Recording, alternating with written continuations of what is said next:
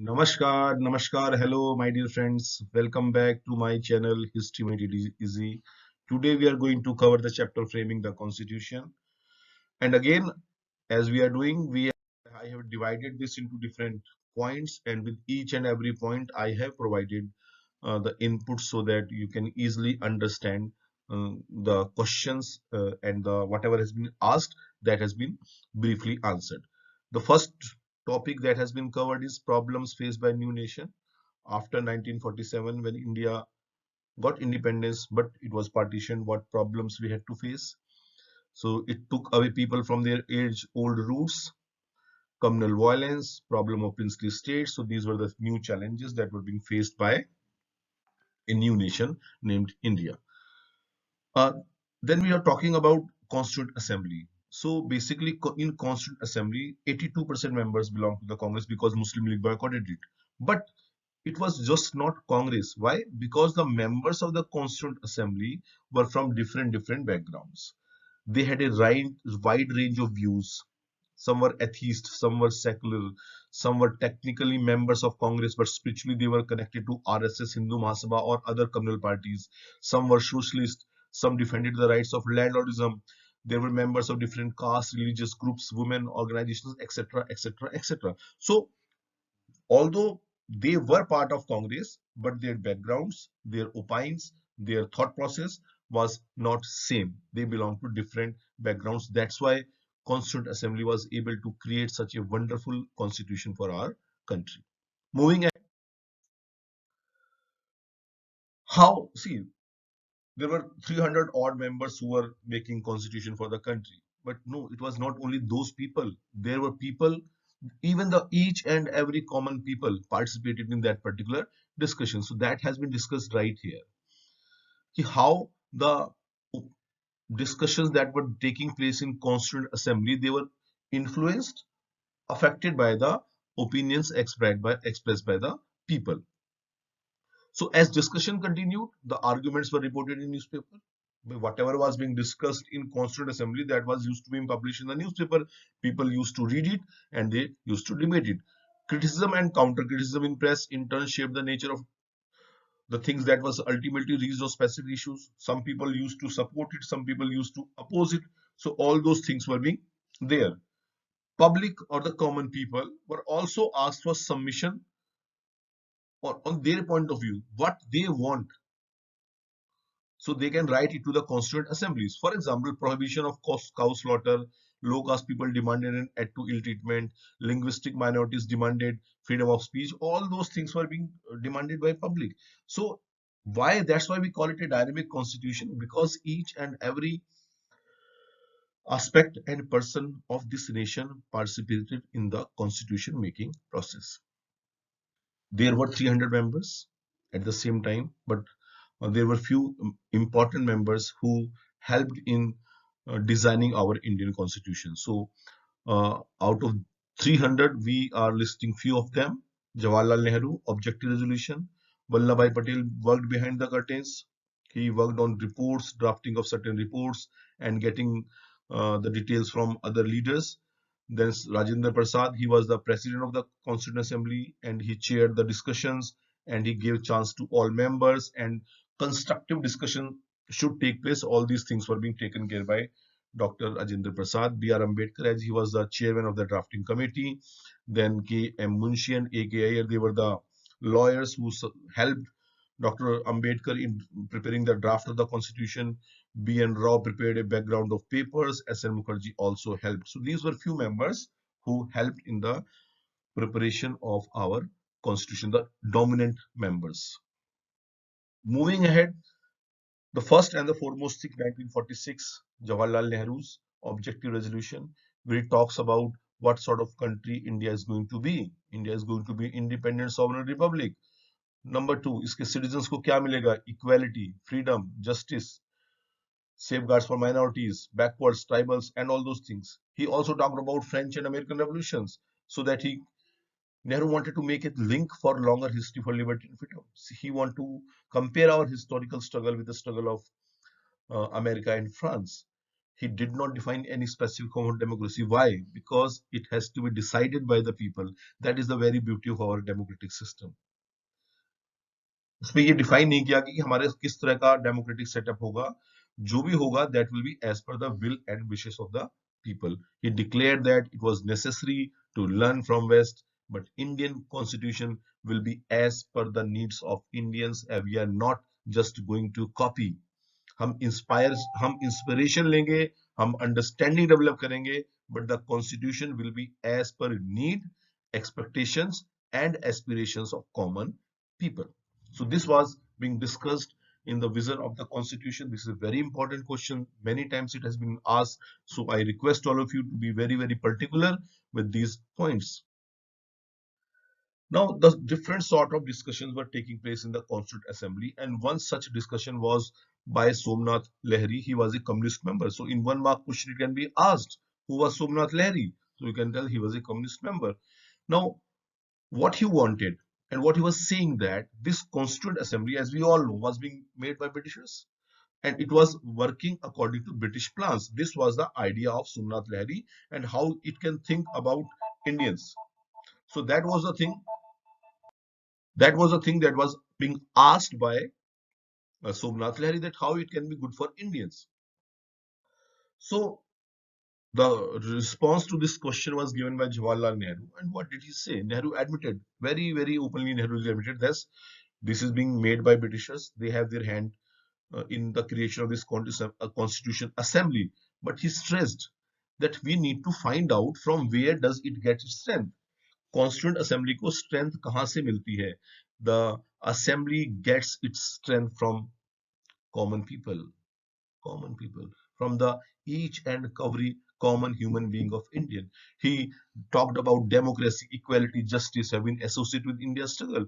He talked about the role played by Vivekanand. He talked about the the role played by Jyotibai Phule. He talked about the different acts of 1909, 1990, 1935, how it helped in shaping the democratic system in India. So, what Jawaharlal Nehru wanted to tell, that it's that only Britishers have created this, so it is working on Britishers' plan. It draws its strength from people. We have a long drawn history where we fought for justice, equality, and from all those areas we are getting the strength. So we need not to worry about that who created it. We need to focus on what the role this constituent assembly is going to play for the welfare of each and every individual of India. Right? आगे चलते हैं next slide पे. Again, there is a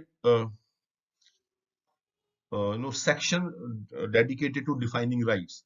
Now, in that particular section, the first question is about separate electorates. See, most of the Muslims left India at the time of partitions, but many of them still wanted to remain in India, and they remained here. And they were also the member of the Constituent Assembly. And one such member, his name was B. Pokar Bahadur. He wanted separate electorates for Muslims in the new nation. He felt that to create a political framework in which minorities could live in harmony, and this could be possible if they are well represented. And who can represent a minority? A minority person only can represent a minority. A Muslim could better understand the needs and expectations of a Muslim. So this demand was being put forward by B. Pokar Bahadur. But nationalist leaders, other members of the Constituent Assembly, they were against this demand. R.V. Dhulekar opposed it. Sardar Patel said that this is a poison that has entered into body politic of India, so it has to be removed. Govind Ballabh Pant termed that it will be harmful for nation as well as for minority. He termed it as this will be suicidal for minorities. Even another Muslim member, Begum Ejaz Rasool, she also opposed this idea. She wanted Muslims to take active part in the democratic system, otherwise they will be isolated. So this idea, this request of B. Pokar Bahadur to provide separate electorate was not justified, and it was not accepted. Right? I think this is also clear too. Let's move further. Now we have different terms were talking about their rights. For example, N.G. Ranga, he was a socialist leader, he was a peasant leader, and what he said, that we need to see the people, those who are in minority, in economic terms. those people who are having less control over economic resources. और वो कौन से लोग हैं? They are the poor and the downtrodden. Although their number is more, but they do not have economic resources, and liberty and freedom will have no meaning for them until unless they are not able to stand on their feet. अगर उनकी economic condition अच्छी नहीं है तो किसी और चीजों का कोई मतलब नहीं बनता है. That was being said by NG Ranga, and he said that they need a ladder. Another member, that was Jaipal Singh, he talked about the rights of the tribals. He said that we are not a numerical minority, but our land has been taken care, has been taken away. We are being thrown out of forest, right? हमारे culture को disturb कर दिया, हमारी सारी चीजों को disturb कर दिया गया. Now what we need protection. We have been neglected for years. Now we need protection. Another demand was being raised for depressed caste. J. Nagappa raised this demand that again numerically we are not in minority, but we are the victim of systematic marginalization. Right? We are not treated equally. Now we need protection.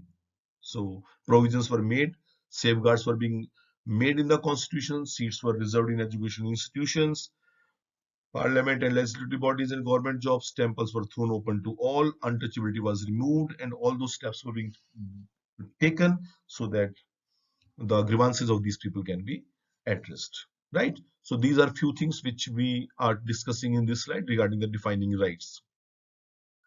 Now, another important topic that was discussed in the Constituent Assembly was regarding the power of the state. See, few members wanted more power to the states, but many members were in favor of that. The central government should have more power so that peace and harmony can be established. A member like K. Santhanam, he wanted to give more power to the provinces. Why? We felt that अगर हम centers को ज़्यादा power देंगे, center will be overburdened with responsibility. It could not function properly and it may break. So it's better to avoid the revolts. Let's give more power to the center provinces. He was against giving more power to the central government. But many nationalist leaders, they wanted a strong central authority. Ambedkar declared that a strong center could only fulfill the needs of a strong India. Why? Because they were aware about the rights that took place at the time of partition. If there would have been a strong central authority, those rights would have been controlled, right? And to establish India as a strong nation, it was very much required that there should be a strong central government. So then after that, drafts were being prepared. The three lists were being prepared, which we call as union list, state list, and concurrent list. In union list, the issues which are related to the central government are there. In state list, this will be taken by state. In concurrent, both center and state will make laws on that. But how more powers being given to central? For example, key industries like mineral and other key industries, they were given to the center. There is Article 356, which gave power to take over a state administration on recommendation of a governor.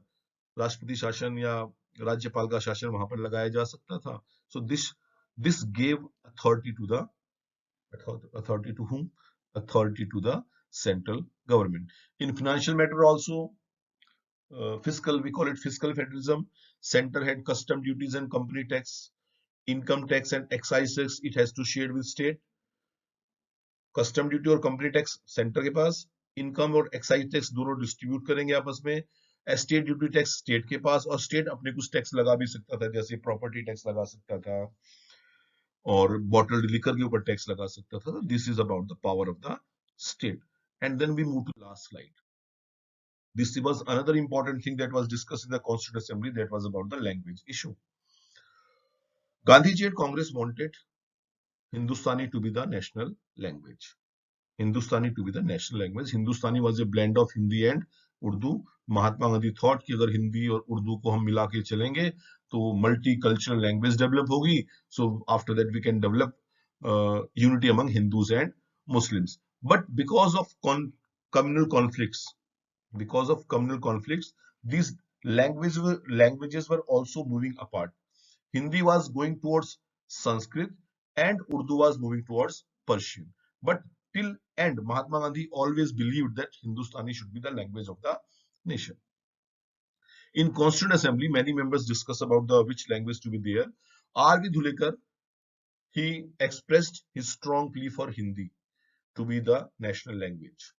He wanted that Hindi to be the national language, and he was very much upset when he came to know that there are members who do not know Hindi in this Constituent Assembly. So what he said, if the members, those who do not know Hindi or Hindustani, it's better they leave.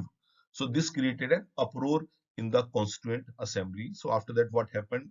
A language committee was being formed. I think a language committee was being formed, and that language committee gave three recommendations. One recommendation was Hindi in Devanagari script will be our official language. Transition to Hindi will be gradual for first 15 years. English will be used as an official language, and each province was allowed to choose one of the regional languages for official work in that province. For example, in Tamil Nadu, they may use Tamil for the official purposes. Now, when these things were going on, there was a lot of discussion in the Constituent Assembly, and people were having fear that there will be dominance of Hindi. So, Srimati Durgabai from Madras explained her worries. She informed the House that there was strong opposition against Hindi in South.